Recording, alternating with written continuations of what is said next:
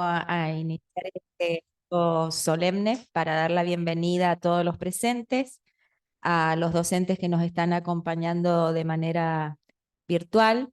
Para comenzar esta tesis debo hacer lectura de la resolución que le da formalidad a este acto. San Juan, 8 de septiembre del 2025.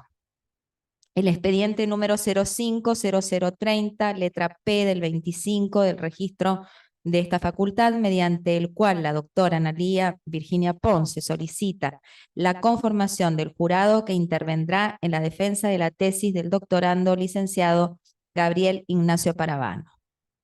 Y considerando que el presente trámite está encuadrado en la ordenanza 08 del 17 del Consejo Directivo de la Facultad de Filosofía, Humanidades y Artes, y la 09 del 17 del Consejo Superior, y la resolución 094 del 24 de la Facultad de Filosofía, Humanidades y Artes, reglamentación de la carrera doctorado en filosofía, que el tema de la tesis doctoral del alumno licenciado Gabriel Ignacio Paravano es la metáfora en las principales filosofías de las ciencias del siglo XX, el rol asignado a la metáfora en la física desde los análisis de la filosofía de la ciencia, que el comité académico del doctorado en filosofía propone el tribunal de tesis y la fecha para su defensa, que la dirección del Departamento de Estudios de Posgrado ha tomado la debida intervención, que Secretaría Académica solicita emitir la correspondiente resolución, por ello y en uso de las atribuciones,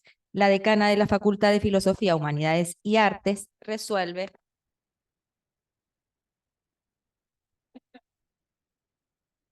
Fuegos artificiales. Artículo 1. Autorizar la conformación del tribunal que intervendrá en la defensa de la tesis del licenciado Gabriel Paravano, documento nacional de identidad número 35.171.668, alumno del doctorado en filosofía, de acuerdo al siguiente detalle.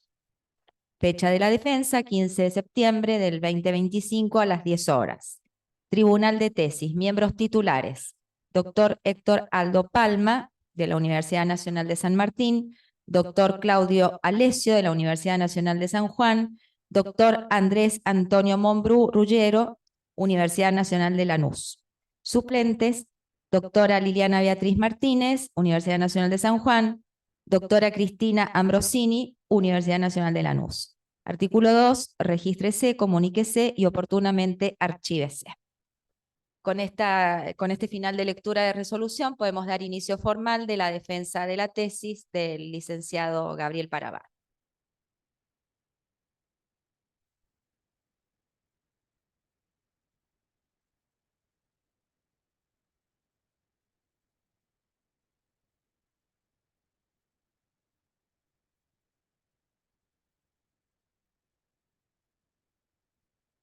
Bueno, muy bien.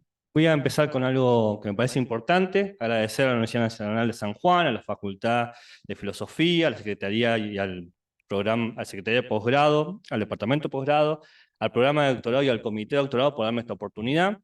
También quiero agradecer el acompañamiento de mi colega Pablo Tencio, con quien cursamos todo el doctorado, y también a todos los colegas con los que he trabajado aquí, que junto con ellos defiendo la universidad pública. Creo que es un momento importante para remarcar que este posgrado existe gracias a un acompañamiento institucional constante.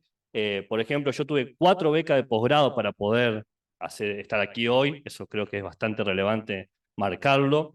También a mis directoras, Analía Ponce, Mariana Guerra, su orientación y guía fue vital para llegar a esto. Al jurado evaluador, por sus lecturas atentas, sus devoluciones críticas han sido muy amables, y la verdad que su relación para conmigo siempre ha sido muy cálida, muy empática, y eso creo que vale la pena mencionar. Y por último, agradecer el acompañamiento y el aguante durante todo el cursado de doctorado a mis familiares y amigos, tanto de Chubut como de San Juan, específicamente a mi pareja Enamorando, a mis 5 gatos que estuvieron todas las noches que yo estuve escribiendo: Bogo, Mona, Mota, Zarzamora y León, y a mi primogénita 100 días sin contando, Sabrina, que la van a escuchar de fondo tirándome pullas. Quiero empezar con el problema. El problema no es el largo del nombre de la tesis, que es un nombre un poco extenso, lo han escuchado, ¿no? El rol asignado en las principales filosofías de la ciencia del siglo XX, el rol de la metáfora en la física, el análisis de la filosofía del siglo, el análisis de la filosofía de las ciencias, que yo con cariño le digo la tesis sobre la metáfora de la ciencia, que me parece como más concreto. Quiero empezar con cómo llegué al problema que yo trabajé, porque cuando inicié el posgrado sabía que quería trabajar sobre la filosofía de la ciencia, porque la epistemología es como la rama que a mí me interesa trabajar en la filosofía. Tenía la intuición o el deseo de trabajar sobre la física, pero el tema de la metáfora, este elemento tradicionalmente conectado con la poesía, lo retórico, lo figurativo, lo proyectivo, no estaba siquiera contemplado en mi investigación. Entonces, si yo tengo que pensar la causa de cómo llegué a esto, tengo que decir que fue un elemento que me encontré constantemente en mis textos epistemológicos. Textos epistemológicos de distintos autores, pueden ser físicos, matemáticos, filósofos o sociólogos, me encontraba un elemento, me encontraba constantemente metáforas, tropos tras tropos que yo sentía que me golpeaban en la nariz. Es decir, acá estoy yo golpeándome en la nariz con los textos que aparecían de manera constante, porque me incomodaban por el hecho de que me parecía que estaban entorpeciendo la lectura. Era como forzar a la filosofía volviéndose más científica, o aparecían como elementos pedagógicos o estilísticos. En ese momento, cuando yo los leía, no lograba comprender su función.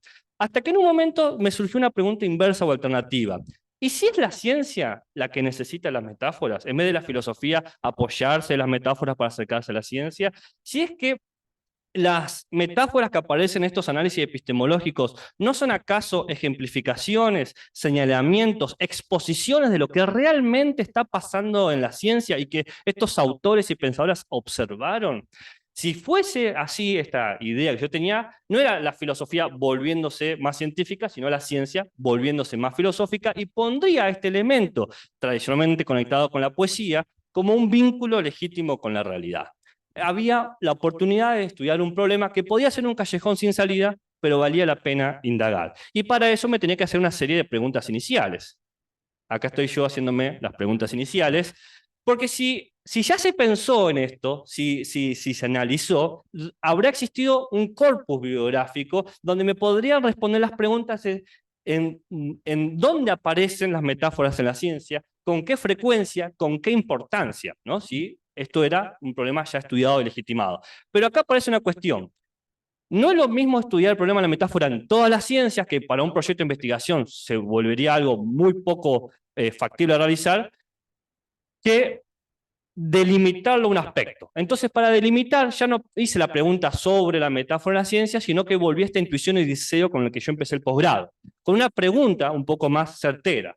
¿Cuáles fueron los roles asignados a la metáfora en la física de los análisis y la filosofía de la ciencia? Porque recordemos que mi problema viene al leer estos textos epistemológicos que me muestran esta metáfora. Entonces vuelvo siempre a la filosofía de la ciencia.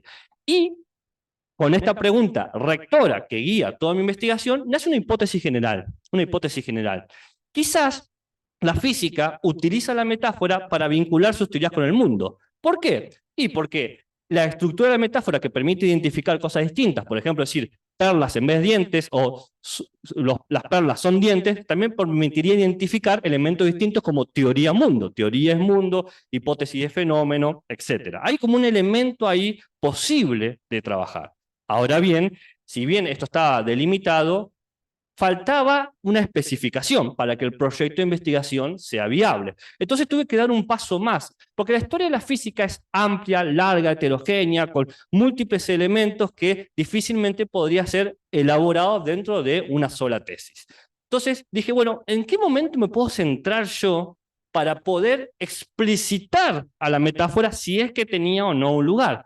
Y se me ocurrió la física del siglo XX, con el surgimiento de la teoría de la relatividad, con la versión restringida, la versión ampliada, con la interpretación de la mecánica cuántica, la ortodoxa, la de Copenhague, la de la onda Piloto, la del múltiple universo, que cambiaron la manera de hacer ciencia, cómo se entiende el lenguaje científico, cómo se investiga las ciencias y los elementos que dan apoyo a la investigación científica. En toda esta revisión y revalorización y desecho y pasado de limpio, si la metáfora tiene lugar, para mí iba a hacerse explícito y se iba a ponderar. Pero para poder responder esta pregunta más específica, ¿cuáles fueron los roles asignados a la metáfora en la física del siglo XX de los análisis y la filosofía de la ciencia, tuve que crear ciertos criterios de selección de la bibliografía y los autores. Puse 3 requisitos bien claros. Primero, solamente voy a trabajar textos epistemológicos, indistinto del profesional de donde escriba, si es un filósofo o una física, una matemática. Yo quería el análisis crítico, la toma de conciencia de la ciencia que te da la filosofía. Segundo, textos del siglo XX. ¿Por qué? Porque yo no quería la lectura del diario del lunes del siglo XXI que dice, acá estaba la metáfora. Yo quería saber si en el momento que estaba transformándose la física, la gente que estaba analizando la ciencia se percató o evaluó o ponderó o juzgó adecuado que la metáfora tenía un lugar. Por eso tenían que ser textos solamente del siglo XX. Y tercero, que es una obviedad, pero es necesario remarcarlo, tenían que ser textos sobre la física del siglo XX, porque muchos textos epistemológicos hablan de biología, de química o de distintos aspectos. Entonces yo quería textos epistemológicos del siglo XX y de la física del siglo XX. Ahora, acá surgió un problema. Una pregunta que yo tendría que haberme hecho al inicio de la investigación, pero surgió en este momento y es en este momento donde tiene que aparecer. La metáfora, ¿vale como problema epistemológico? Porque todo este tiempo que yo estuve analizando, estuve presuponiendo, quizás como un elemento prejuicioso, de que la metáfora equivalía como un problema epistemológico, pero no tenía ningún elemento, ninguna teoría que me dé una justificación sólida. Ni siquiera podía demostrar de manera válida que valía como un problema filosófico. Entonces tuve que indagar si aparecía como problema filosófico y luego como problema epistemológico. Y encontré una tradición, no siempre explorada, pero fuerte y vigente, que dice, 1, la metáfora es un problema filosófico, 2, es un problema epistemológico. Toda la introducción de mi tesis se ocupa justamente de reconstruir esa tradición y presentar cuáles son los roles cognitivos que se dan a la metáfora. Rápidamente, de manera sintética, le dan como 4 grandes roles: claridad, síntesis, transformación y denotación. En la claridad, esto aparece en Aristóteles y el pensamiento de la antigüedad tardía. La metáfora sirve para formalizar lenguaje, explicitar lo obvio, decodificar sentidos. En la síntesis, esto es muy trabajado por los escolásticos, está vinculado con la idea de diseñar representaciones, modelos o mapas de los signos del mundo. Para los escolásticos son los signos de Dios. En la transformación, estudiado en profundidad por los románticos, la metáfora lo que hace es desplazar sentidos o crear sentidos originales. Está conectado a la solución de problemas y el desarrollo del ingenio humano. Y por último, la denotación, muy estudiado por los filólogos del siglo XVIII, del siglo XIX, en Austria y Alemania. Estoy pensando en Alfred Bies o Friedrich Nietzsche, donde la metáfora sirve para señalar, para denotar, para experimentar al mundo. Entonces tengo acá una tradición que me permite a mí hacer una distinción y una claridad en mi propuesta. La metáfora es un problema epistemológico. La estructura de identificación, A es igual a B o A es B, esta identificación de sistemas distintos, de dimensiones o aspectos distintos, por ejemplo, perlas por dientes o teoría por mundo, establece que hay un lugar importante para estudiar la metáfora en el desarrollo de la ciencia. Ahora, hay que distinguir, no es lo mismo un problema cognitivo, por ejemplo, si el humano utiliza sus desarrollos neurológicos o su estructura fisiológica para poder conocer el mundo mediante la metáfora, a si la creación de conocimientos sofisticados, certeros, como es la ciencia o la física, utiliza la metáfora. Una cuestión es un problema de la metáfora como aspecto cognitivo, otra es la metáfora como problema epistémico. A mí me preocupaba la cuestión epistémica, y yo creo que ahí está el núcleo duro de la propuesta de mi tesis. Son lecturas filosóficas del siglo XX sobre la metáfora del siglo XX. Yo trato de ver si estos autores, estos pensadoras, consideraron que la metáfora tenía un rol epistémico en la producción de estas teorías que transformaron a la ciencia. Esa era la pregunta. Permítanme hacer una pequeña alegoría. Ya toleraron mis imágenes de golpearme una nariz, quizás una alegoría me la permita.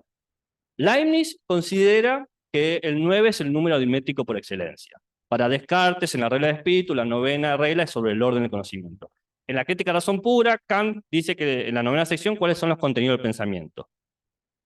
En mi caso, el 9, como Leibniz, como Descartes, tiene un lugar también en la filosofía, un lugar de organización. Porque yo trabajo con 9 perspectivas epistemológicas. Pero quiero decir que yo no quería trabajar con 9. 9 es muchísimo para una tesis. Pero intenté fusionar distintas perspectivas para ganar síntesis, y lo único que tuve son problemas. Por ejemplo, quise fusionar el neopositivismo con el pragmatismo, fracasé. Quise fusionar el naturalismo con la complejidad, volví a fracasar. Quise fusionar el naturalismo con el feminismo, otro fracaso. Bueno, este es el momento donde yo cuento mis fracasos, pero son fracasos positivos porque me permitieron reconocer que hay elementos y descripciones de la ciencia que son irreducibles. Las perspectivas que tienen estas ideas de filosofía sobre la ciencia son tan disímiles que yo no las puedo congeniar en una sola mirada. Le puse un nombre quizás con un poco de controversia, eso se puede discutir después, como neopositivismo, pragmatismo, teoría crítica, estructuralismo, relativismo, feminismo, complejidad, naturalismo y teoría de la subalternidad. ¿Por qué digo que son sus miradas irreductibles? Brevemente, para el neopositivismo, el éxito de la física del siglo XX marca la superioridad de la ciencia sobre todo lo demás. La física le ganó a la metafísica, nada logra tener el control técnico instrumental y la organización formal material que la física ha logrado. La batalla está perdida, ahora se hace ciencia como física hace la ciencia. Entonces, ¡pum! Ese es el lugar de la física del siglo XX. En el pragmatismo, en cambio, el éxito de la física se tiene que entender como un aumento de la capacidad de intervención humana, de poder actuar a dimensiones que antes no se podían actuar. ¿Qué dimensiones? Lo macro y lo microfísico. En la teoría crítica, en cambio, tiene una sospecha de que el éxito que tiene la física es porque permitió reducir la heterogeneidad del mundo a una racionalidad tecnocrática. Solo es conocimiento lo que puede producir un elemento técnico, un instrumento, una herramienta, etc. En el estructuralismo, en cambio, la física tiene éxito porque nos permitió pensar dimensiones impensadas, gracias al desarrollo del formalismo que sostiene la teoría de la relatividad y la mecánica cuántica. Pero sospecha el estructuralismo que el éxito naturalice la mirada, es decir, que no se pueda pensar de otra manera estas dimensiones antes impensadas. El relativismo, en cambio, dice el éxito de la física es solamente contextual, responde a una condición socioinstitucional donde iniciativas colectivas de comunidades científicas se pusieron de acuerdo para pedir financiamientos públicos y privados para desarrollar esta física. Otro contexto quizás hubiese motivado la centralidad y la primacía de otra ciencia. El feminismo, en cambio, ve que el éxito de la física supone una hipoteca al considerar que las teorías tienen una versión generalizada, es decir, géneros que se habilitan para poder pensar y construir el conocimiento. ¿Quién puede construir la ciencia? ¿Para qué se construye la ciencia? ¿Y qué lugar tiene la ciencia? Parte de sesgos cognitivos estructurales condicionados a ideas de género. En la complejidad, en cambio, va a entender que el éxito de la física está relacionado con la construcción de interpretaciones de dimensiones antes imposibles de leer, lo caótico, lo indeterminado y lo irreversible. El naturalismo va a decir, la física aparece como la mejor ciencia porque los mapas cognitivos que hace el mundo describen y explican como ninguna otra ciencia hace, pero aclaran que esa idea de mejor presupone los criterios psicológicos e emotivos de los diseñadores y usuarios de estos mapas. Quizás otros criterios psicológicos y emotivos darían otra idea de mejor ciencia. Y por último, la subalternidad ve que el éxito de la física no está por entender mejor al mundo, sino por poder desarrollar sociedades favorecidas de una manera más fehaciente. En conexión con el feminismo, con la teoría crítica, la teoría de la subalternidad, va a entender que lo que hace la física central del siglo XX es la constitución de feudos científicos, donde hay sociedades que quedan a la saga o que tienen que reproducir el conocimiento de las sociedades llamadas científicas. Si me aceptaron la alegoría, yo encuentro en todo el capítulo 1, donde reconstruyo cada una de estas perspectivas en su versión de la física y la ciencia, quizás me puedan aceptar este símil. Hay un juego matemático llamado el cuadrado mágico. Hay números del 1 al 9 que uno los tiene que organizar de tal manera que en la suma de forma de derecha a izquierda, de arriba a abajo, de manera diagonal, dé siempre 15. Números distintos den siempre el mismo signo. Y yo al final del primer capítulo me encontré como un cuadrado mágico, un cuadrado epistémico.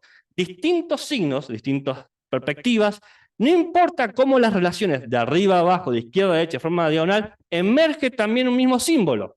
No el, 9, no el mismo número, que en este caso sería 15, sino la misma imagen de la física. La física ha logrado derribar un mito científico. Ya el mundo no se describe como Newton decía de manera determinada y absoluta.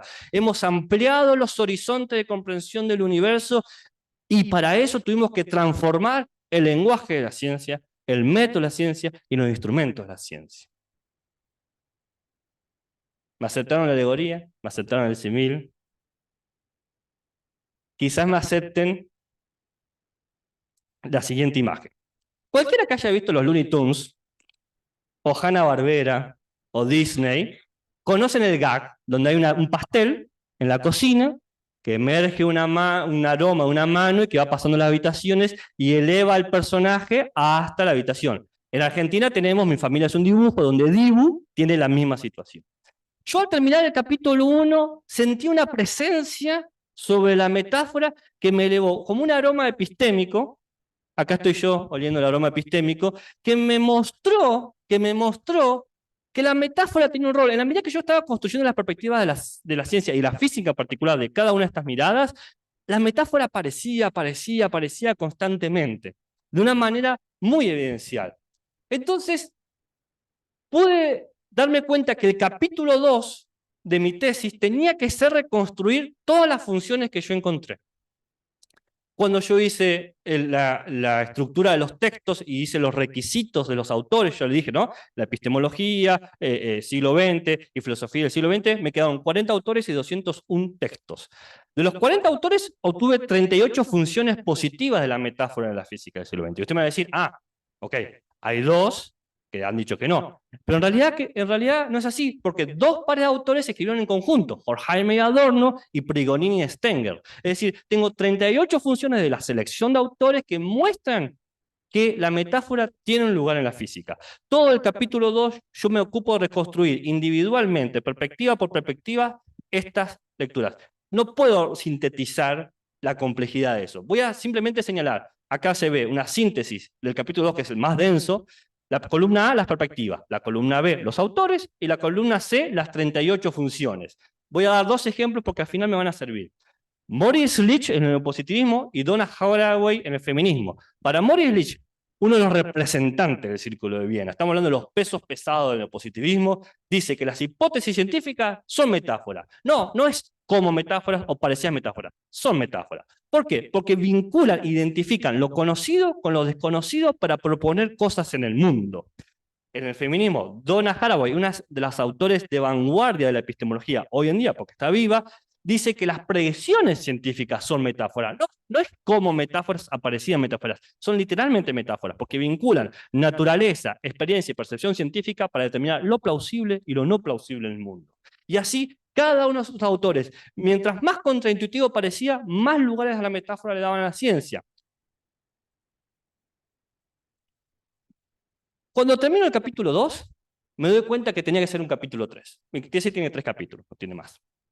¿Por qué? Porque me di cuenta que tenía que mostrar no solamente las funciones individuales de cada uno de los autores, sino los acuerdos generales. Ok, ¿de qué están de acuerdo todos los positivistas o todos los de subalternidad? Entonces, el capítulo 3 tiene dos partes. La primera parte son los acuerdos internos y la segunda parte son los diálogos fuera de las perspectivas.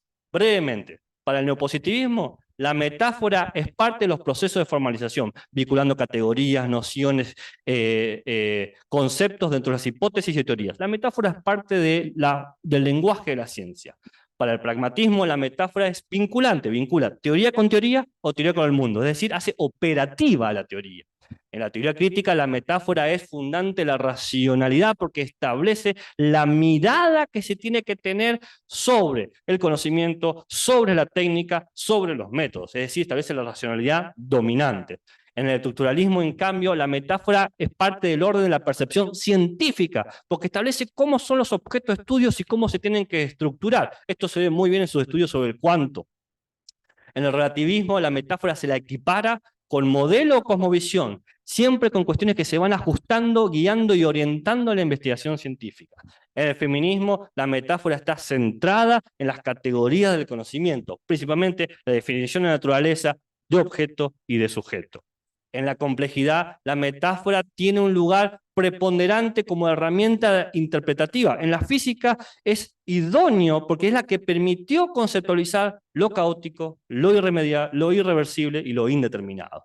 En el naturalismo, la metáfora son los mapas que permiten describir y evaluar el mundo, o las teorías que comprenden esos mapas. Y en la subalternidad, la metáfora es constituyente porque justifica el sentido de la investigación. ¿Qué tiene peso epistémico? ¿Qué tiene valor? ¿Y qué sirve como preocupación científica, es decir, aparece como un dispositivo de poder. Pero dije que tenía dos partes. Acá ven, tomando las categorías que yo presenté en la introducción de esta tradición filosófica, claridad, síntesis, transformación, denotación, que dije, acá hay un elemento que muestra un diálogo más allá dentro de las perspectivas. Por ejemplo, dialoga el neopositivismo y el pragmatismo, que eso no sería sorprendente, pero con la complejidad. Si uno se pone a analizar cuáles son los acuerdos que hay más allá de las posturas, vemos que la síntesis y la transformación es donde mayor postura de encuentro hay sobre la metáfora en la ciencia y particularmente en la física. No puedo reconstruir todos los vínculos ni todos los casos particulares. Así que me voy a ir al que me parece más llamativo, la metáfora que señala el mundo, la denotación. No voy a decir todos, voy a tomar el neopositivismo y el feminismo. Y no voy a decir todos los autores neopositivistas y todos los autores feministas, sino solamente los dos que mencioné al principio.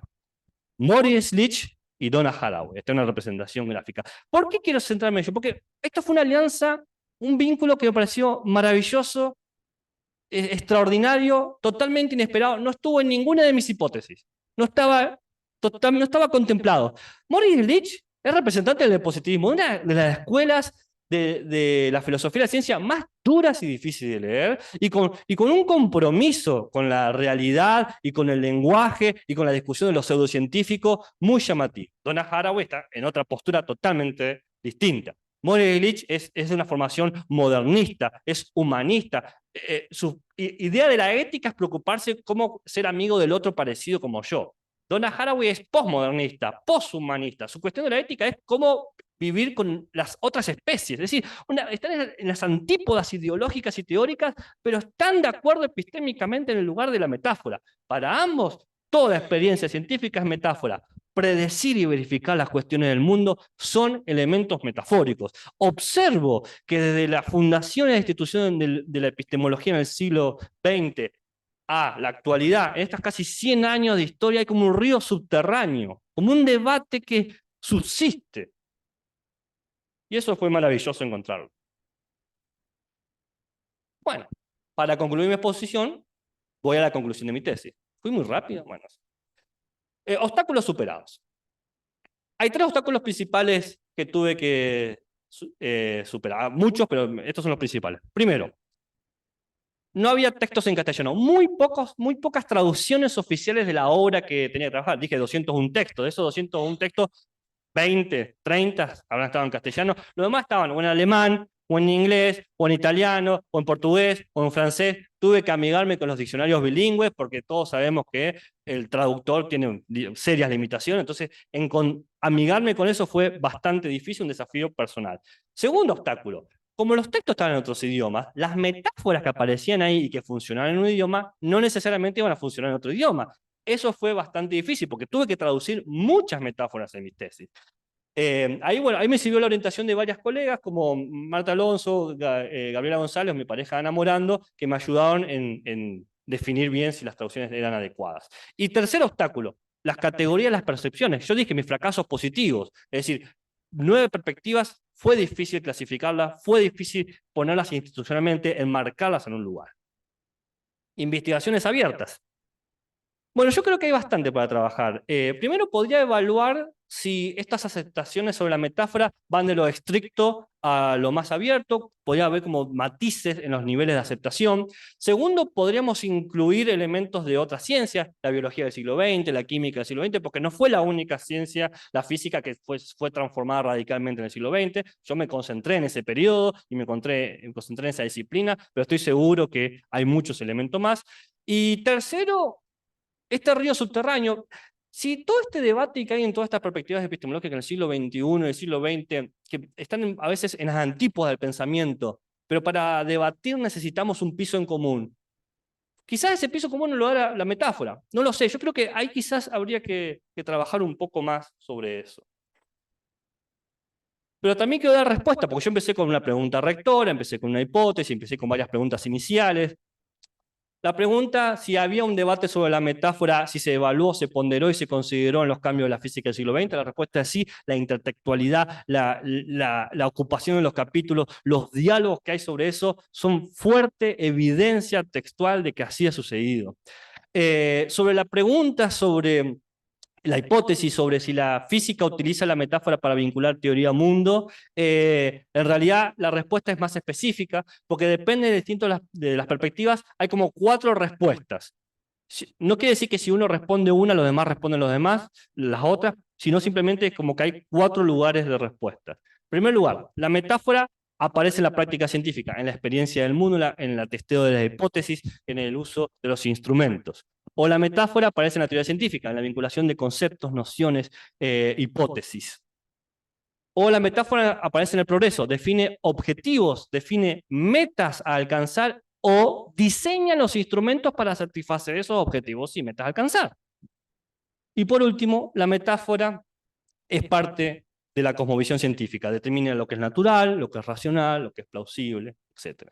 Esas son las respuestas en las que ocupo la conclusión. De cualquier forma, cualquier respuesta que se tome, hay un acuerdo de que este elemento tradicionalmente tomado en lo poético tiene un rol epistémico. Puede cambiar el tipo de función que tiene, pero nunca es periférico, nunca es accesorio, nunca es pedagógico, como una de las cosas que yo sospechaba al principio. Entonces, este elemento no es que abandona la poesía y no es que abandona lo retórico, sino que tiene aparte de eso un elemento más. Y como está tradicionalmente vinculado a la poesía, si ya me permitieron tantas cosas, quiero que me permitan leerles un pequeño poema, chiquitito. Un poema del 2008, me olvidé el nombre del poeta, Benedetti, de Benedetti, es el último libro que escribió, se llama Testigo de uno mismo, y después se murió, y escribe un poema que se llama Teoría de la metáfora. Y ahí defiende una imagen de la metáfora como la que he presentado aquí. La metáfora representa un vínculo legítimo con el mundo, nos permite acceder a las experiencias y nombrar aquellas cosas que no encontramos otra forma de nombrar. Se los leo. Tal vez la metáfora sea un modo de llamar las cosas que no sabemos nombrar o no queremos. A veces las palabras se amotinan y se escapan. Otras veces se asustan y se esconden. Y entonces las metáforas se disfrazan de palabras. De todas formas, algo quieren decir, aunque no sepamos qué ni para qué. Aunque no sepamos si realmente quieren decir o apenas aludir. Y sin embargo, la metáfora resiste y a veces, por suerte, nos alumbra. Muchas gracias.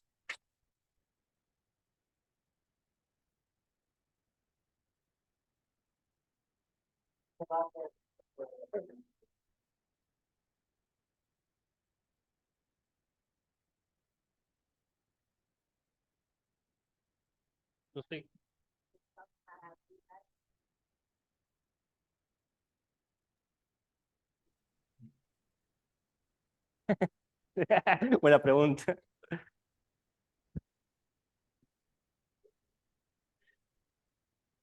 Me pongo acá para hacer contacto visual.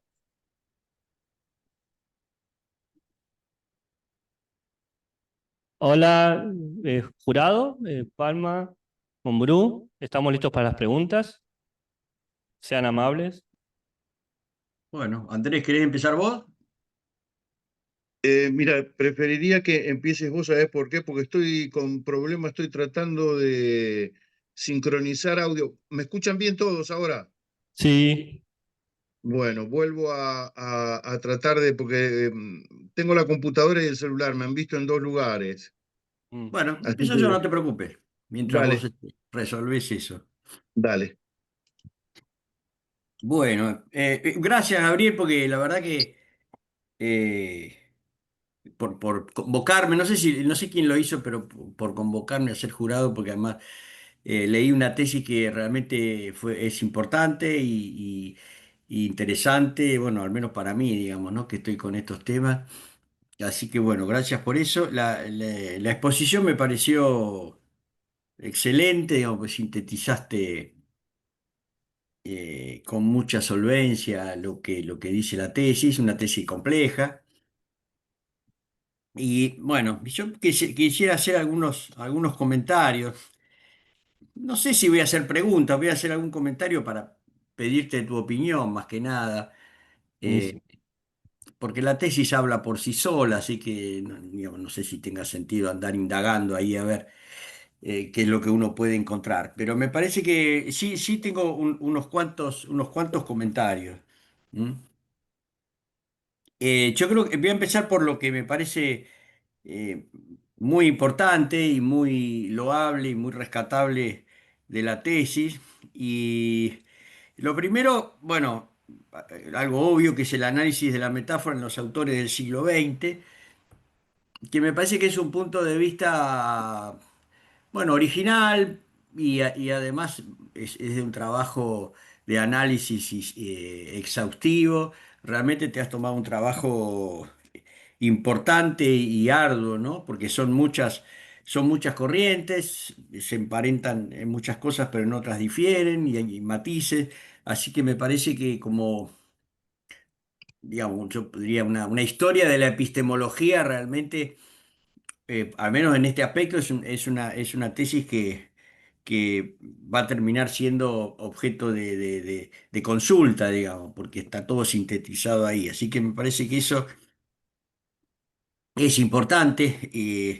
Y en esta misma línea, la síntesis que hiciste, no solamente en análisis, digamos, de cada una, en la descripción de cada una, sino además la síntesis y esos cruces me parecieron realmente muy, muy lúcidos y muy, muy inteligentes. Así que me parece que eso también es muy importante, ¿no? Eh, con respecto a los comentarios, yo, digamos, no. Es bastante desagradable preguntar sobre las cosas que las tesis no contienen, ¿no? Porque si no lo contienen, por algo es. Pero digo, me parece que trataré de no ser desagradable, no es mi intención. Estamos para charlar. ¿Cómo? Estamos para charlar, así que cualquier Sí, sí, pregunta. por Ya me eso lo digo, pregunté yo no es también y no que. logré ponerlo. No, porque viste, a veces alguien dice, bueno, ¿y por qué no habla de tal cosa usted? Y bueno, porque no tengo ganas o porque fui por otro lado. Entonces, ¿no? Entonces que se entienda bien el contexto, digamos, de lo que quiero Dale. comentar, ¿no? Yo, cuando uno recorre todos estos autores, y con razón vos dijiste, bueno, todos se han ocupado en algún momento de la metáfora, ¿no? Bueno, con mayor o menor acercamiento, con mayor o menor lucidez, pero todos se han ocupado de la metáfora. Quiere decir que ahí hay un tema, efectivamente. Y descubrir eso no es poco, que ahí hay un tema, ¿no? Porque en general eso ha pasado desapercibido. Ahora, a mí me da la sensación, y esto no es achacable a la tesis, sino a los autores mismos, es que lo- si uno plantea una especie de pan metáfora o un punto de vista pan metafórico, ¿no? Donde todo siempre está la metáfora ahí dando vuelta, eso me parece que conspira contra el análisis mismo de la metáfora, porque la metáfora, cuando uno lo plantea en relación con la ciencia, eso se transforma en un tema en oposición a otras posiciones, ¿no? Porque si uno dice, bueno, todo es metáfora y siempre la metáfora está ahí, en realidad haría falta una epistemología de las metáforas, es decir, una especie de oxímoron, ¿no? Quizá una epistemología de las metáforas. Pero haría falta una epistemología de las metáforas que explique que si hay metáforas en todos lados, entonces el problema se traslada sin más al problema del lenguaje y la realidad.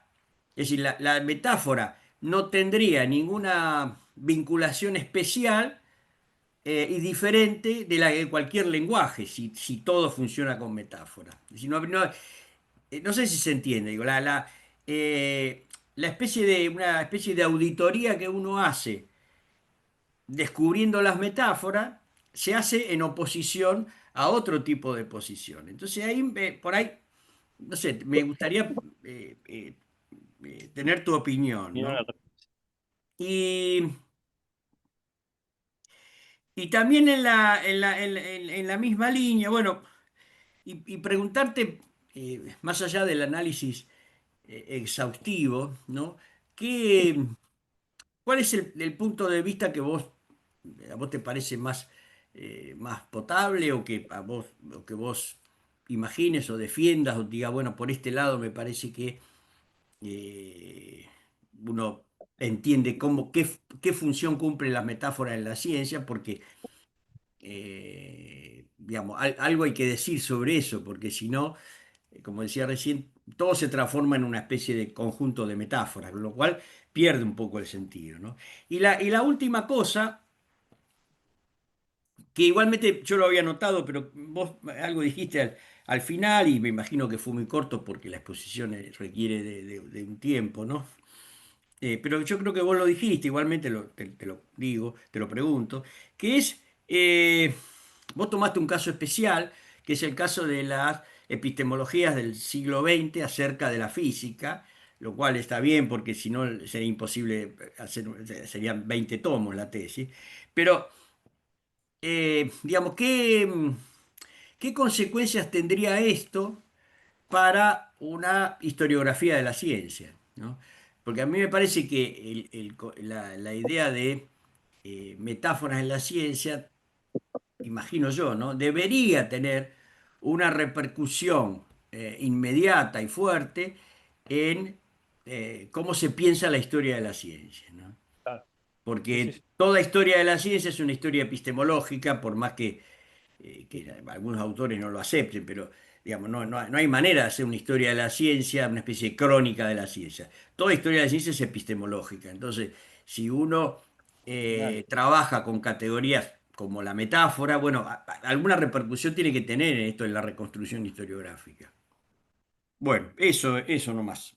Bien, voy de atrás para adelante. Dale. La pregunta, mira, la cuestión de historiográfica es algo que a mí me ha interpelado. Es más, antes de hacer esta tesis como se hizo, la pensé inicialmente como un elemento de historia de las ciencias, porque exactamente como decís vos, tiene repercusiones y modela inclusive el análisis historiográfico de cualquier análisis o de cualquier práctica científica. Eh, Leí mucho, como se nota en la bibliografía secundaria, que son como 350 textos. Yo pido disculpas a la gente que me ha leído porque son muchos textos los que se han citado. Hay muchos, en la bibliografía secundaria, muchos libros de historia de la ciencia, de la historia de la física cuántica, de la física en general, de teoría relativista. Entonces está ahí.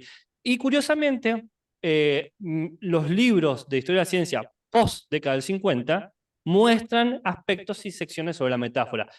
Hay una sospecha en los historiadores, hasta mi percepción, de que tienen que haber y tienen que construir elementos de la historia de la ciencia con cuestiones metafóricas. Entonces, yo no conozco cómo es el estatus de hoy en día de la disciplina de historia de la ciencia, pero he logrado vislumbrar que están evaluando y ponderando la cuestión de los tropos, de la alegoría, de la metonimia y de la metáfora como parte. ¿Por qué? Porque cuando estudian el lenguaje y las prácticas científicas, se observan que en la cotidianidad están. O sea, cuando ven las cartas de los científicos que se escriben, o ven las charlas en los congresos, o ven los papers. Yo, por ejemplo, yo cito el paper de Einstein de 1907, donde muestro las metáforas que dice sobre la simultaneidad, sobre el sinsentido. Entonces, uno empieza a observar eso. Entonces, yo creo que más allá de lo que mi tesis pueda indicar, eh, hay una mirada de historiográfica que está como cosechando esa lectura, que creo que va un poco en contra de la lectura de la historia francesa de los anales, que es mucho más contando secuencialmente las cosas, y acá es como más interpretativo. La pregunta anterior es mi postura. Eh, eh, yo creo, con los roles de la metáfora, me paro en, vieron que yo hice 4, hice práctica, teoría, progreso, cosmovisión.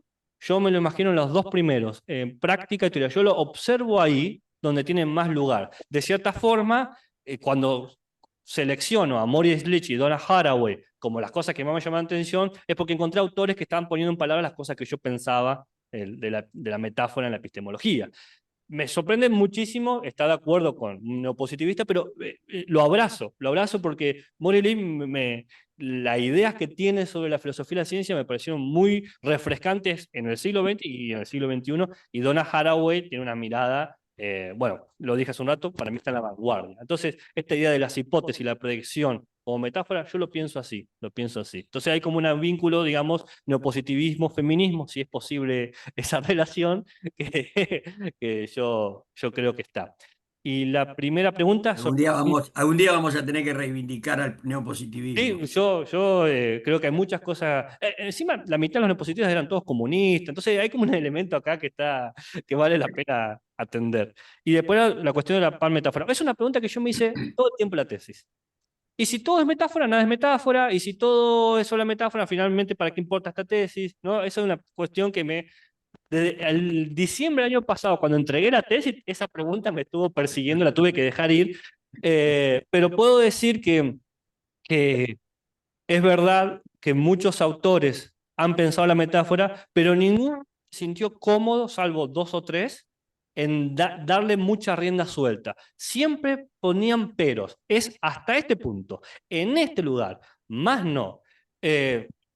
No puedo citar a todos los autores, voy a citar a uno que no trabajé, que es Homero, el poeta que dice, la metáfora sirve para crear grandes verdades y grandes mentiras. Entonces, toda esa noción está constante en los autores. Dice, bueno, hasta aquí, porque si lo empujamos un poquito más, nos mentimos, nos engañamos, nos confundimos.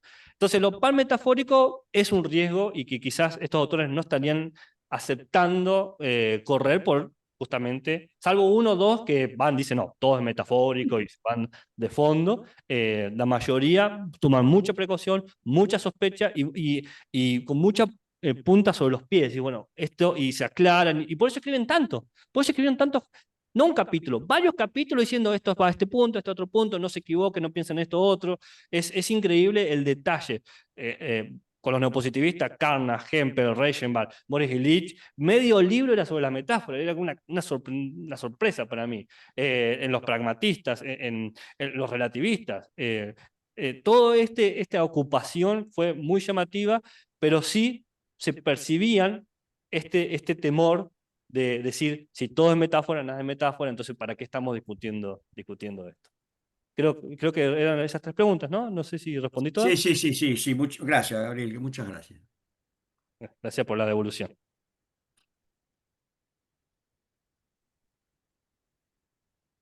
Monburú, no sé si... Sí, ¿se me escucha bien? Sí, perfecto. Sí, porque he tenido problemas, ahora estoy con el teléfono, ahí Oh, te estoy viendo. Bueno, en primer lugar también quiero agradecer por esta invitación y enviar un cordial saludo a toda la gente de la Universidad de San Juan, con la que he vivido una muy grata experiencia por allá por el 17 con motivo del Congreso de Filosofía.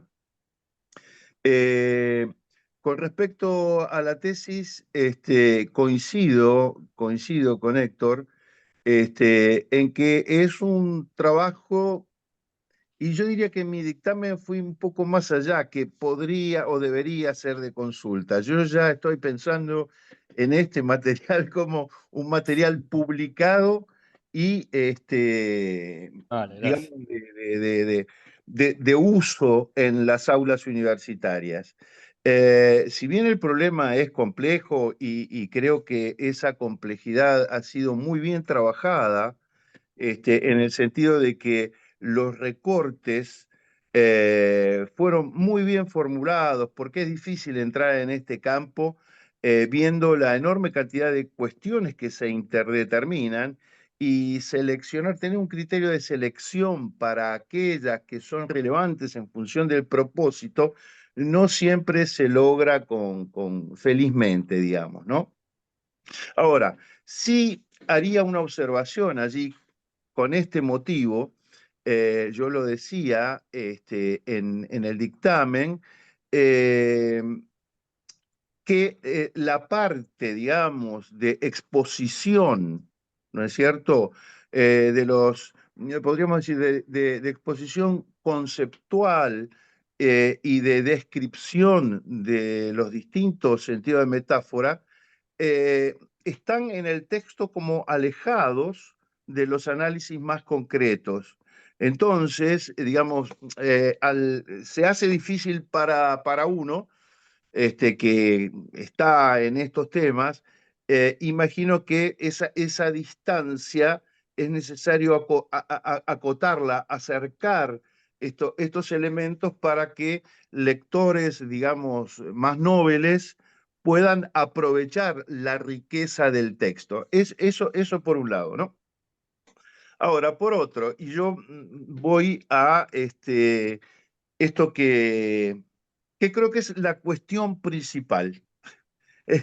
Creo que es la cuestión principal que vos acabas de expresar, que te referiste a ella, digamos que desde el principio te inquietó. Y señalaba a Héctor también que, bueno, si todo es metáfora, nada es metáfora, yo creo que este es el dilema, ¿no es cierto? Y este es el problema.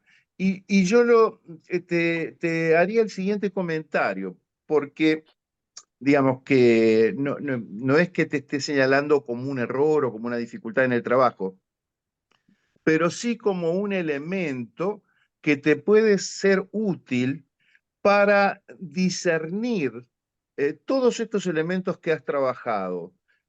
Y es la distinción entre filosofía de la ciencia y epistemología. Digamos, la epistemología, digo, no voy a entrar en el tema de quién usó por primera vez el término epistemología, que por otra parte era un profundo metafísico hegeliano, Sí. Claro, que ¿no? aparece en la introducción. Claro. Claro, sino lo que significó la gran batalla entre filosofía y, entre comillas, epistemología, y que se expresó en la gran polémica Popper-Adorno. ¿Eh?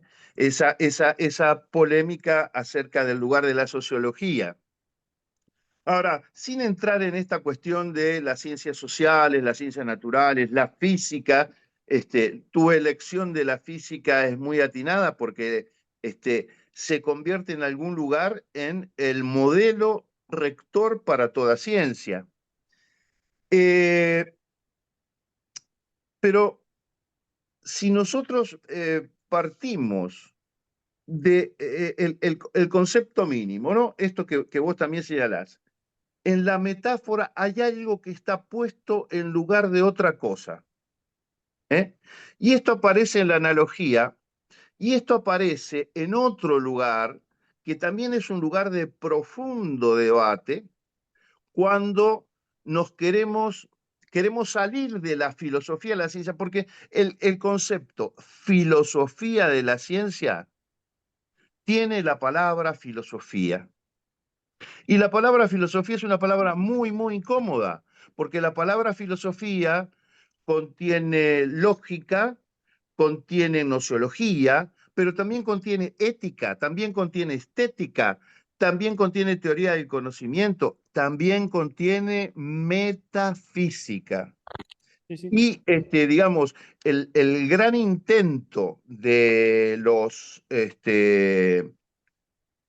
que impulsaron el cambio del nombre de filosofía de la ciencia a epistemología era precisamente desembarazarse de estos inquietantes problemas filosóficos, metafísicas, éticos, que no deberían tener lugar a la ciencia, tanto en la tradición positivista como en la tradición neopositivista. Por eso incomoda y mucho, que cuando ya en el campo epistemológico y precisamente en el campo de la lógica, que podría ser también el campo de la matemática, ¿no es cierto? Aparece el tema del razonamiento, de la forma de producir conocimiento. Los neopositivistas privilegian, los más importantes, los más relevantes, privilegian la deducción. No voy a entrar en los pormenores de esto, pero allí queda de lado la analogía y algo muy importante que te recomiendo también tener en cuenta, porque es esencial para la formulación a partir de un problema de la investigación científica, y es la abducción. La Sí. aducción es parienta de la metáfora y de la analogía. En términos lógicos, claro, los parámetros lógicos nos dicen que sea un tipo de razonamiento cuya verdad se transmite a las premisas de la conclusión, por eso queda como medio descartado. Ahora, como filósofo, no tengo más remedio que decir que incluso la matemática es metáfora. La lógica es metáfora, porque es lenguaje que es puesto en lugar de otra cosa. Y se nos ha hecho creer, se nos ha querido hacer creer que en realidad la lógica y la matemática se hermanan con la realidad, dan cuenta de la realidad. Es pitagórico. Entre tanto que la metáfora es como para que los no eruditos, los no versados, los que no están allí, a los que les resulta difícil comprender, tengan una aproximación, ¿no es cierto? Ahora, resulta que la metáfora no está solamente, y creo que esto rescato también, ¿no es cierto? Vos señalaste que no querías quedarte con la metáfora en su rol, que lo tiene, por supuesto, en su rol educativo, ¿no es cierto? Como una forma de aproximar al neófito ciertos conceptos. La metáfora está en la resolución de problemas, en la resolución de problemas, y esta metáfora puede ser teórica o empírica. Sí, sí. Cuando el tema del proyecto Manhattan y de la construcción de la bomba atómica y demás, eh, había una película, no tengo ahora el nombre, que da cuenta justamente de ese proceso. Los científicos tenían el problema de que no encontraban la energía suficiente, la explosión que pudiera iniciar el ciclo reactivo. Y en determinado momento había un científico, y allí aparece una metáfora en la película que da cuenta de la metáfora en el tratamiento del problema científico. Y está tan tensionado que tenía una naranja en la mano y la aprieta, y de repente la naranja salta los pedazos para todos lados. Y él mira la naranja destruida entre sus manos y dice, tendríamos que hacer las cosas al revés. En vez de pensar en una explosión, tendríamos que pensar en una implosión. Bueno, más allá de todos estos mecanismos, en que está presente, sigue siendo un problema, pero no es, y acá quiero que vos me digas qué pensás al respecto, porque si se tratara simplemente de encontrar argumentos que evidencien, que pongan, ¿cómo decir? En su lugar el valor de la metáfora en la ciencia física, en las ciencias naturales y en toda ciencia y en toda producción de conocimiento, si bastara con eso, sería simplemente un problema de argumentación.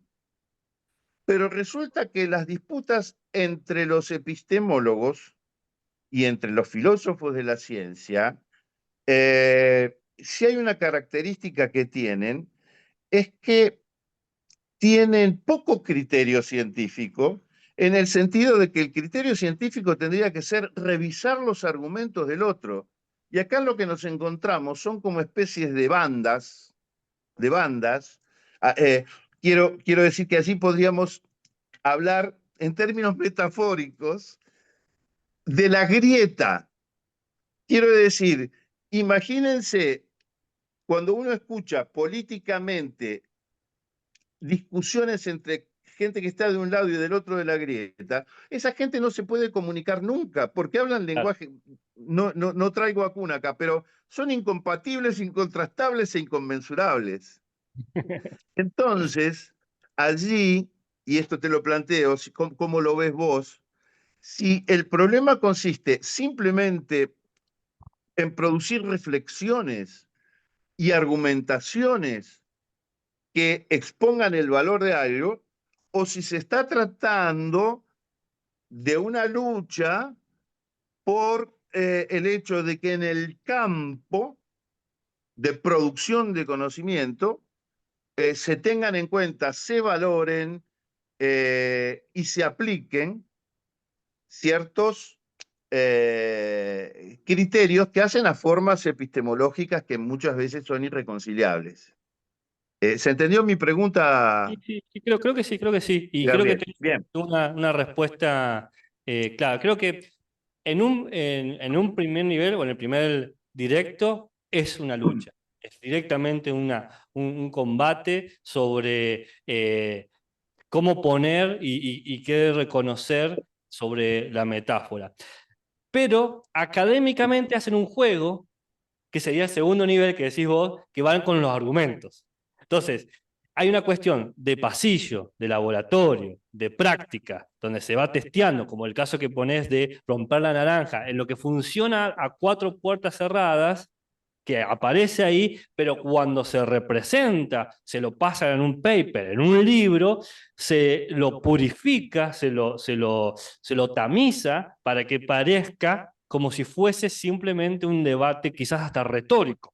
La cuestión es que por más que se trate de convertirlo en algo simplemente retórico, las tensiones se evidencian por la intertextualidad, se evidencian por las disputas, porque uno empieza a ver inclusive notas de pie diciendo, acá lo que dice Popper se equivoca, y decir, de repente cómo llegó Popper acá, estábamos hablando a 3 leguas de distancia. Entonces, está muy presente el doble juego de decir, esto es un debate entre académicos serios, soberbios y quizás snob de la más seriedad, pero hay un barro ahí que está constante. Yo lo observo. Por eso yo quería también mostrar los vínculos que había. Por ejemplo, entre los no positivistas, la complejidad, o entre los pragmatistas y la subalternidad, mostrando que se están leyendo y se están encontrando en los pasillos, en los congresos, en las distintas situaciones. En la tesis, por ejemplo, nombro un congreso, el de 75, donde está Kuhn, Lakatos, Feyerabend, todo discutiendo sobre metáforas, sobre la inconmensurabilidad, sobre el paradigma, está Margaret Masterman, están todos debatiendo, pero todos los textos de ellos empiezan, mi muy querido profesor, mi muy querido doctor, ¿no? Empieza con una amabilidad que a veces raya en la ironía. Ayer, por ejemplo, es un especialista en el lenguaje irónico, a pesar de que es un neopositivista. Y quería también señalar una cosa del comentario que me hiciste. Filosofía de la ciencia lo elegí justamente por eso, porque yo quería que aparezca las dos palabras. No quería que sea las principales epistemologías del siglo XX, quería que aparezca filosofía y ciencia, porque en ese nudo yo estaba tratando de averiguar la cuestión de la metáfora. Y la cuestión pedagógica es una pregunta que me hice porque no tienen que saber, pero mientras estaba terminando el doctorado, yo inicié la maestría de educación. Entonces dije, podría hacer esto también desde un lado más pedagógico, didáctico. Bueno, tuve que poner en pausa porque tenía que rendir la tesis y se me complicó. Pero ahí yo creo que viste justamente algo que a mí me estaba preocupando, que era, bueno, a ver, ¿cómo yo transformo esto en algo que también tome el elemento de la metáfora, porque no es desechar su didáctica, sino que estaba prestando atención a sus cuestiones epistemológicas, ¿no?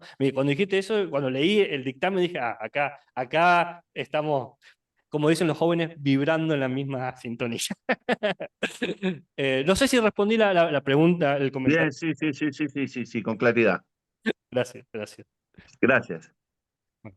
Sí, yo aprovecho y meto un comentario por la pregunta de Andrés y la respuesta de Gabriel, ¿no? Que yo creo que en el fondo lo que hace falta es, por un lado, un desmenuzamiento, una especie de epistemología de la metáfora, ¿no?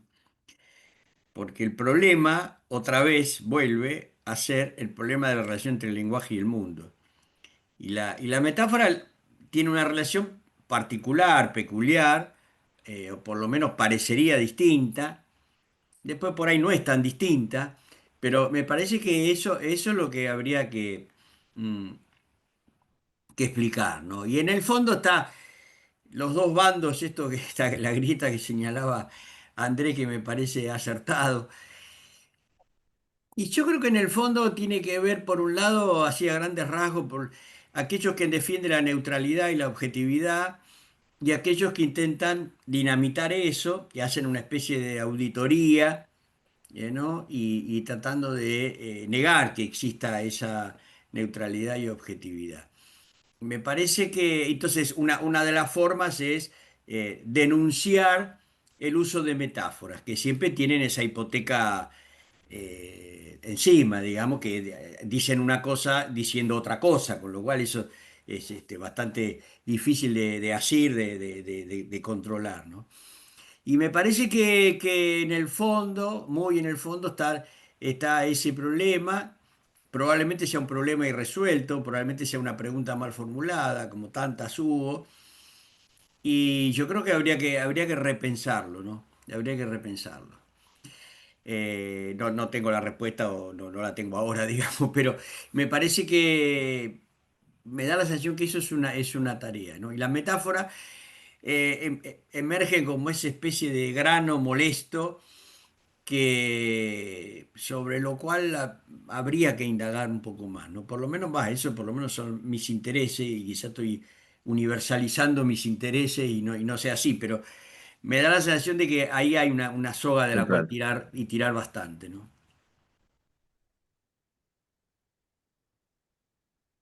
Bueno, muchas gracias, Gabriel, por haber compartido tus pensamientos, tus ideas y, bueno, este trabajo.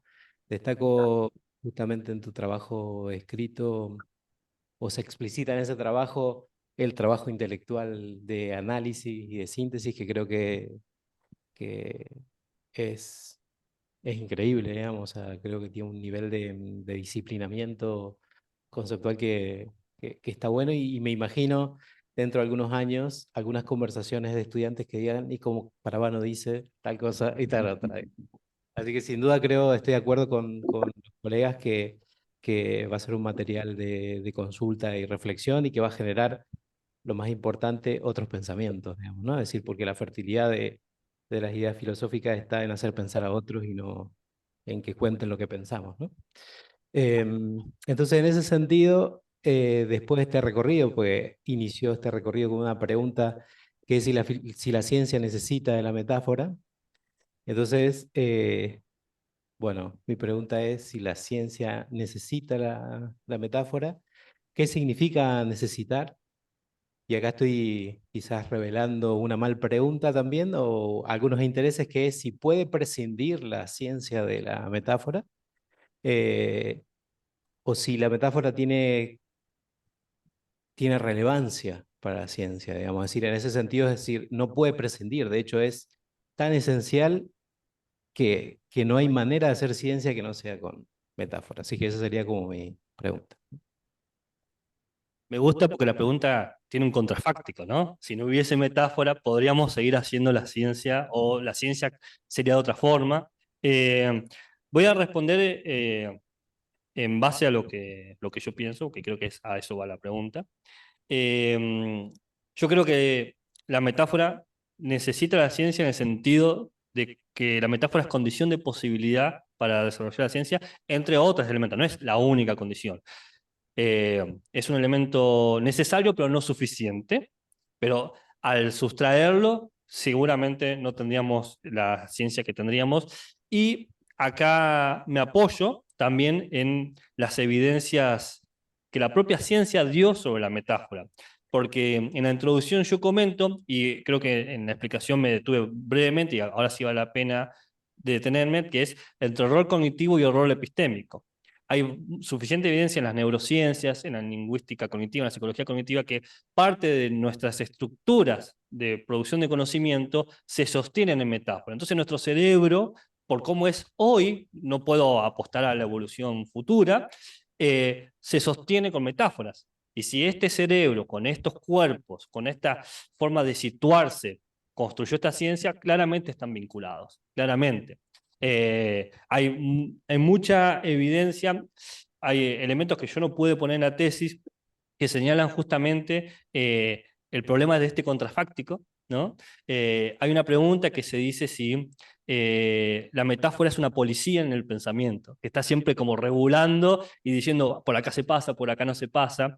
Y hay preguntas de si los ciegos pueden entender la metáfora, ver es entender, ¿no? Y hay muchos estudios sobre eso, que las conclusiones son siempre mayormente las mismas. La metáfora es parte de la estructura del pensamiento e inclusive con experiencias distintas, gracias a esta identidad A es B, se puede construir siempre las mismas comprensiones. Quizás este elemento tan universal e intersubjetivo que tiene la ciencia subsiste porque se apoya en estas columnas metafóricas, ¿no? Como los 4 elefantes que sostienen el mundo. El mundo no es simplemente los 4 elefantes, pero está ahí, ¿no? Volviendo a este mito hindú, que en la tesis la menciono, que es parte de una de las epistemologías feministas que sostienen, y como yo había dicho, neopositivismo y feminismo es como el lugar donde me siento cómodo. Entonces, creo que sí, que se necesita, pero en términos de condiciones de posibilidad. Si solamente fuera metáfora y no existiese otro elemento, la ciencia tampoco funcionaría. Necesita este elemento del método que tanto la caracteriza, necesita la experimentación, la evaluación entre pares, como por ejemplo hemos tenido aquí. Yo creo que eso tiene que estar.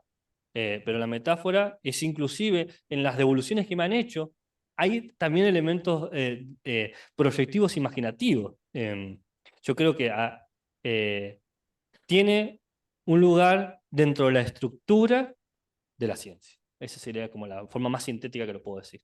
¿Era esa la pregunta? Ya está. No sé si hay algo más. Bueno, No es para condicionar al jurado, pero le vamos a dar un aplauso. Eh, Ahora vamos a invitar al público a esperar afuera, ya que el jurado tiene que deliberar en forma privada.